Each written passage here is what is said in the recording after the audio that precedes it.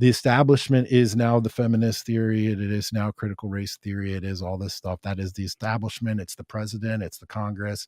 It is in the universities, the media, everywhere.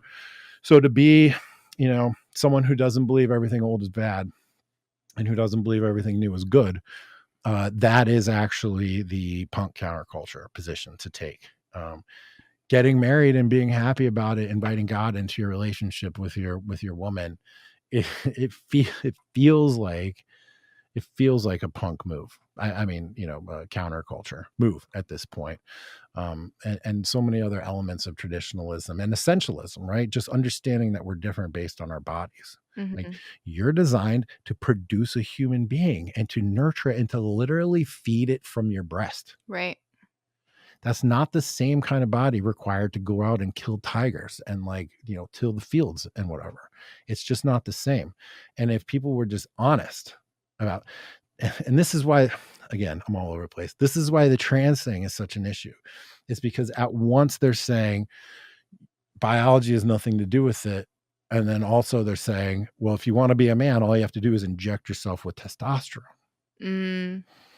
So that is one reason why I have picked up big time on the trans issue, partially because it's abusive and horrible to children, partially because it is inherently contradictory and reveals all the madness about this stuff.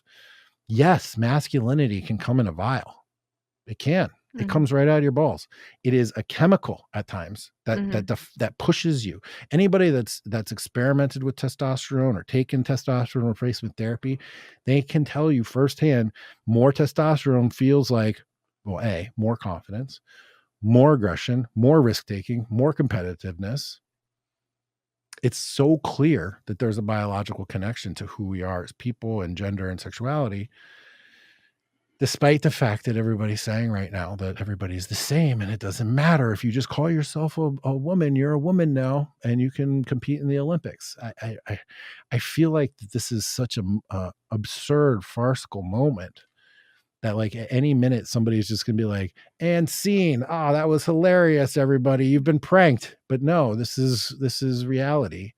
There's actually going to be women with testicles competing at the frickin' Olympics. You think so? Oh, I know so. There's a New Zealand weightlifter that just got added to the team that was a man up until just recently. So how do you see that story ending? I have no idea. Tears. I think actually, look, liberal white women have been leading this effort of just ruining the world, basically. Right. And it will be conservative women that lead the effort back. And by this, I mean, you can see it happening. For example, in Loudoun County in Virginia, they are tired of having their kids taught that they're racist. When they find out at home, at their kitchen table, what's happening in schools, that is when Mama Bear, she gets motivated, right? And she's out there taking action. And this CRT in elementary schools is partially the red pill of all red pills to wake people up. When it comes home to the everyday American's kitchen table, I think that's going to be helpful in accelerating the inevitable, which is some sort of collapse of this ideology, because there's no logic, no values, no principles, no God, no history, no nothing. So it can't last forever. It can last for a long time.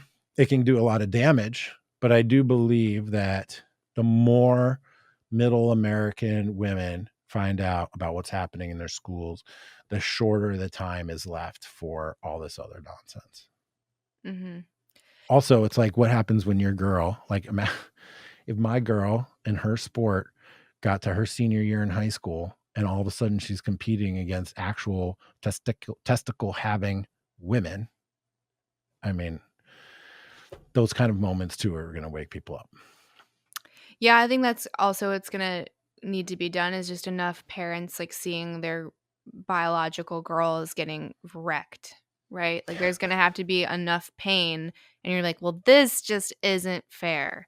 You see so many things on social media where they're like, well, they just run faster, then you'll be the fastest girl. I'm like, that's not how it works. One of my trainers was saying that if, I think it was Venus it was Venus or Serena. I guess it applies to both of them. But if they were to compete in like D3 college tennis, that they would be like constantly beat out. And like you can look at both of them and they are just like the perfect prototype of what an athletic woman is supposed to be, right? Like just an absolute beast. Like no one's going to beat those two, right? And then you have D3 little scrawny college boys beating them on the court. What is that then? If biology doesn't matter. It doesn't matter. And, again, I told you my daughter is learning things through experience, right? She competes in a sport where there's girls and boys. They're separated, but they do the same events. And the times are wildly different. And she knows why. It's not because she doesn't try as hard. Hell no, she probably tries harder. She's probably more dedicated and more focused, but that's just her.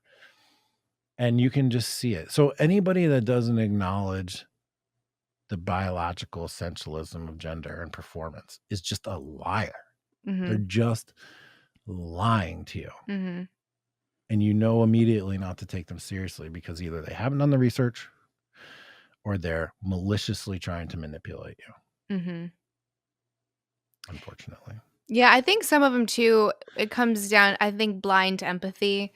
Because you do meet some people and they just like have a bleeding heart. So they just want no one to ever have a hurt feeling.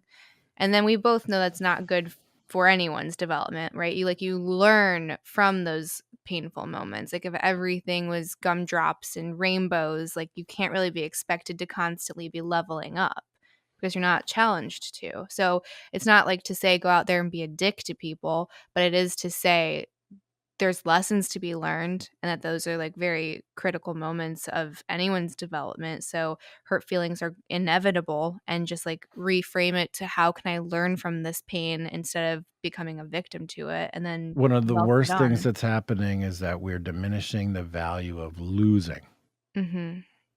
Losing is important. Getting your ass kicked is important. Losing by a fraction of an inch is important. Losing is important. If you don't lose, if you're shielded from losing, you will not ever know how to win. And I see that as a really long-term problem. And I can see it playing out with my kids and their peers. I can see it playing out in my prior industry and prior fields. People just, you're right. People don't want to have anybody to have any pain. Pain is essential. It's also the same thing about good and evil. Folks on the left think that you can perfect man. You can make him perfect. You can eliminate evil.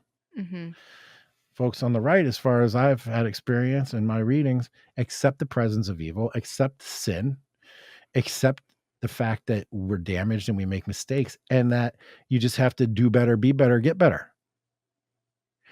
Whereas over here, it's like, if we haven't perfected everything, then something's wrong. So we have to keep doing something else. We have to keep changing the system. We have to keep forcing, things to happen.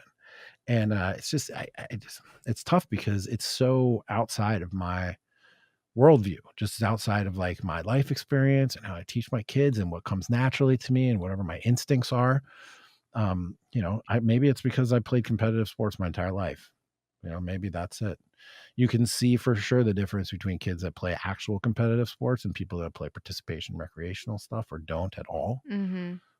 Team sports are huge for teaching those kinds of lessons, and it's being corrupted. It was like the Boy Scouts got corrupted and all these other institutions have been corrupted. And the church, people tell me, has been corrupted. I don't know, because I haven't been, but I hear, and then team sports were something that I thought, as a coach, I coached youth sports for many years.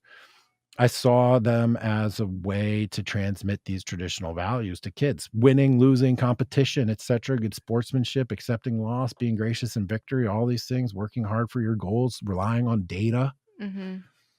But now it's being corrupted too. And hysterically, it's being corrupted by people who are like, I follow the science, man. Right. Sure you do.